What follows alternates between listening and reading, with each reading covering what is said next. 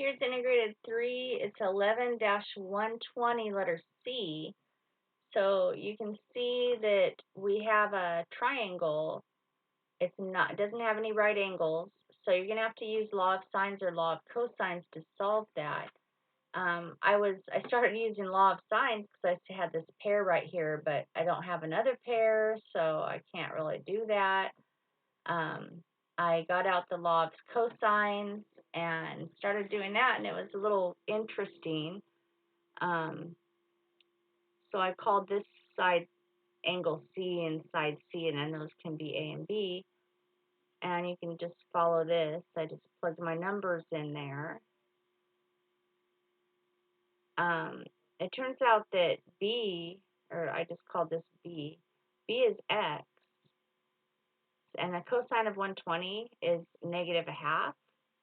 So if you can follow this math, I end up 37 squared is that. That's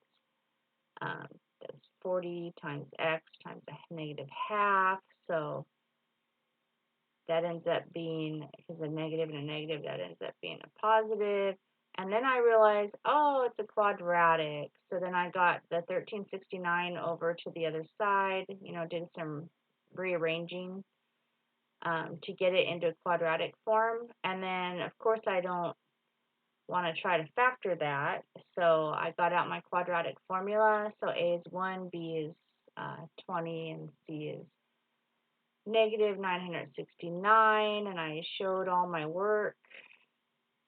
Really, you can just type this into your calculator if you're good at that. Square root of 4,276 is about that. I rounded it a little bit. And then I realized